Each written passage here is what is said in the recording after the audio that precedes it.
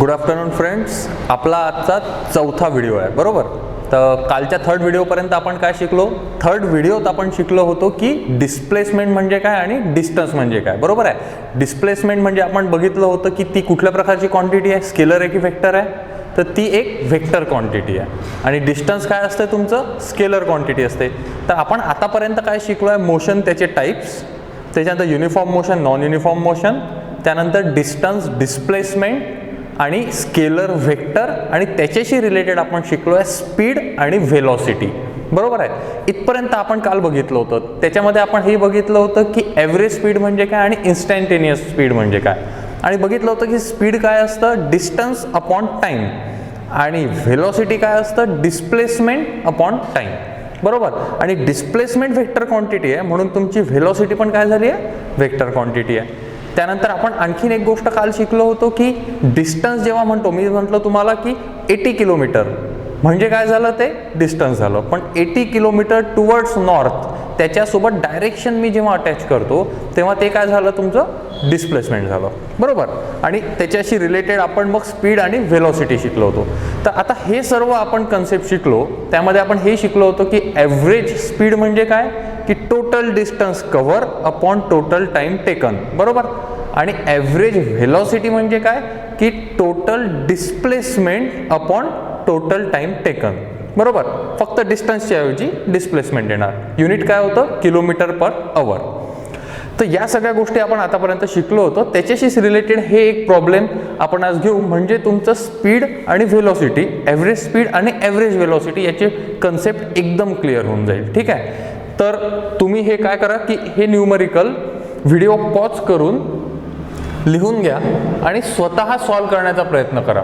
आणि सॉल्व झालं तुम्हाला वाटते तसं पूर्ण की मग व्हिडिओ प्ले करा आणि बघा की आपण बरोबर करतोय की नाही.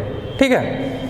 तर आता बघू काय आपल्या न्यूमरिकलमध्ये, की Raju jogs from one end to the another end B of a straight 300 meter road बरोबर. म्हणजे काय म्हटलंय की राजू जॉगिंग करतोय एंड ए पासून तर एंड बी पर्यंत, जे स्ट्रेट लाईन मध्ये 300 मीटरचा रोड आहे तो. म्हणजे काय की एक 300 मीटरचा रोड आहे ए पॉइंट पासून बी पॉइंट पर्यंत, ज्याचं डिस्टन्स किती आहे 300 मीटर.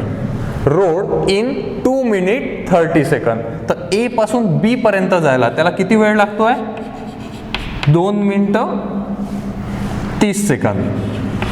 2 मिनिट अँड 30 सेकंड बरोबर. तर त्याच्यानंतर काय म्हटलंय, and then he turns around and jogs 100 meter back to the point C. म्हणजे तो ए टू बी गेला, जे 300 मीटर आहे, जे ज्याला जाण्यासाठी 2 मिनिट 30 सेकंड लागले, आणि तो तिथून टर्न अराउंड झाला आणि 100 मीटर वापस आला पॉइंट सी पर्यंत. हे डिस्टन्स किती आहे, 100 मीटर, आणि ते त्याने किती वेळात कव्हर केलं, अँड इन अनदर 50 सेकंद.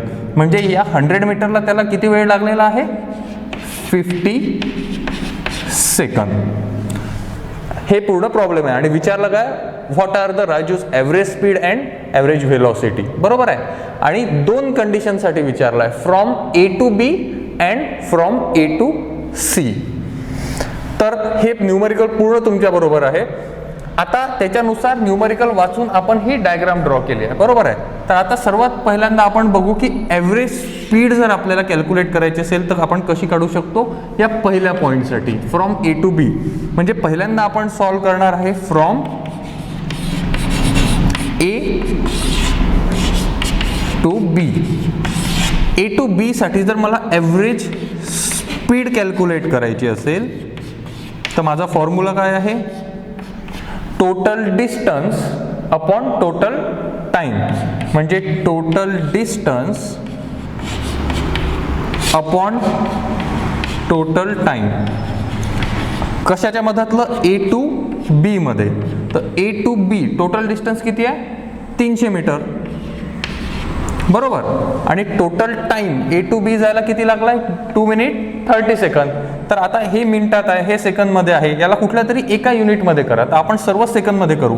तर 1 मिनिट म्हणजे 60 सेकंद, 2 मिनिट्स म्हणजे 120 सेकंद बरोबर. म्हणजे 2 मिनिटचा अर्थ काय झालेला आहे इथे, 120 सेकंद, आणि हे 30 सेकंद. म्हणजे याचं 2 मिनिट 30 सेकंदचं कन्व्हर्शन काय होतं, 150 सेकंद. म्हणजे ए टू बी जायला total distance 300 upon total time 150 सेकंदचा. म्हणजे काय झालं इथे 15 टू द 30. 2 हे कशात आहे मीटरमध्ये, हे कशात आहे सेकंदमध्ये. तर युनिट काय झालं तुमचं 2 मीटर पर सेकंद. हे काय आहे तुमचं ॲव्हरेज स्पीड. बरोबर आहे, इथपर्यंत कळलेलं आहे. त्याच्यानंतर आता जर मला इथे लिहितो ॲव्हरेज व्हेलॉसिटी कॅल्क्युलेट करायची असेल तर ॲव्हरेज व्हेलॉसिटीचा फॉर्म्युला काय आहे. जसं इथे लिहिलं होतं मी total distance upon total time, तर इथे काय येऊन जाईल टोटल बरोबर डिस्प्लेसमेंट अपॉन टोटल टाइम. आता मला सांगा ए टू बी मध्ये डिस्प्लेसमेंट म्हणजे आपण काय शिकलो होतो की direct straight line distance, the shortest straight line distance between the initial position and the final position. Initial position A, final position B, याच्यातलं direct straight line shortest distance तेच आहे जे डिस्टन्स होतं या केसमध्ये. म्हणजे तुमची डिस्प्लेसमेंट पण किती आहे 300 मीटरची आणि टोटल टाइम किती लागला ए टू बी जायला आपण बघितलं किती 150 सेकंद. म्हणजे हे मीटरमध्ये हे सेकंदमध्ये. म्हणजे काय येईल तुमचा आन्सर 2 मीटर पर सेकंद. म्हणजे तुमची ॲव्हरेज स्पीड किती आली आहे 2 मीटर पर सेकंड. ॲव्हरेज व्हेलॉसिटी पण किती आली आहे 2 मीटर पर सेकंड. ही कुठल्या कंडिशनसाठी ए जी आपण सॉल्व केली ए टू बी साठी. आता आपण ही सेकंड कंडिशन बघू from A to C. A to C काय होते तर आता याचा second part from A to C. आता ए टू सी मध्ये काय झालेलं आहे ए टू सी मध्ये पहिल्यांदा तो ए टू बी गेला आणि मग तिथून रिटर्न पुन्हा ए टू सी आलाय. तर टोटल डिस्टन्स काय आहे तुमचं या केसमध्ये इथे पहिले गेला 300 मीटर आणि 300 मीटर आणि पुन्हा वापस 100 मीटर.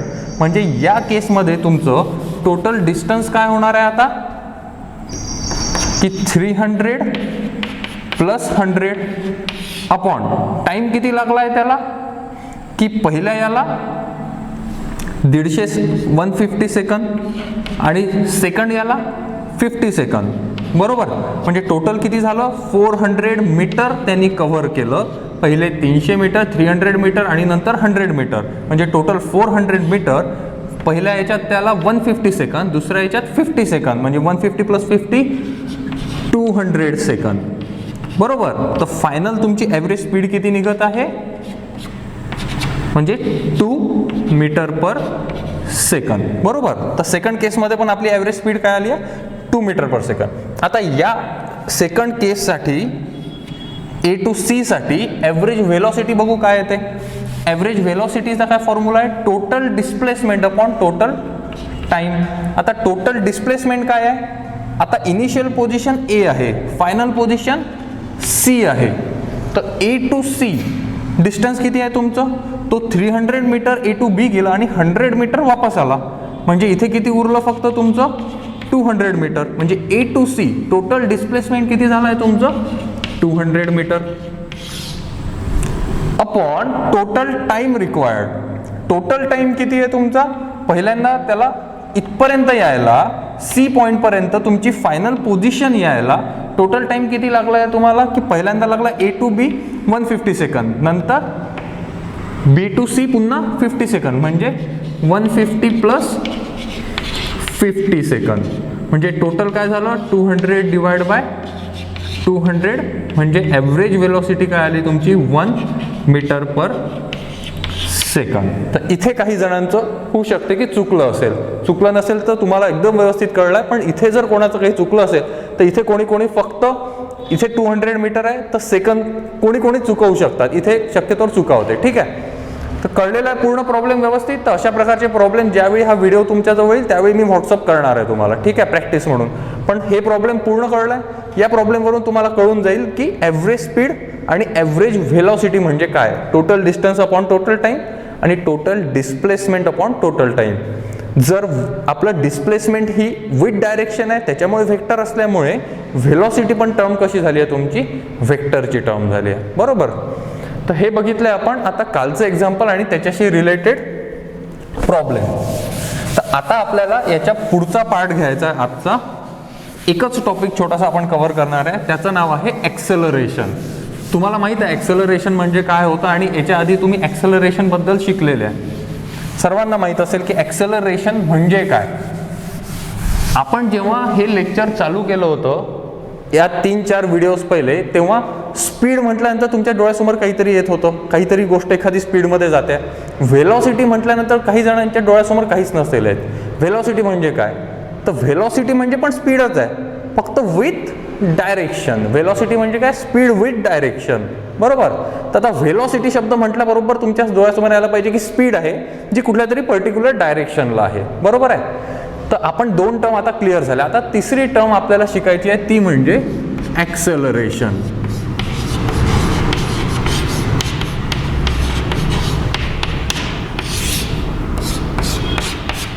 ठीक आहे. तर ॲक्सेलरेशन म्हणजे काय, तर ॲक्सेलरेशन म्हणजे तुम्हाला माहिती आहे change in velocity per unit time. म्हणजे काय, मी पहिल्यांदा लिहून घेतो की ॲक्सेलरेशन म्हणजे काय, तर चेंज इन व्हेलॉसिटी.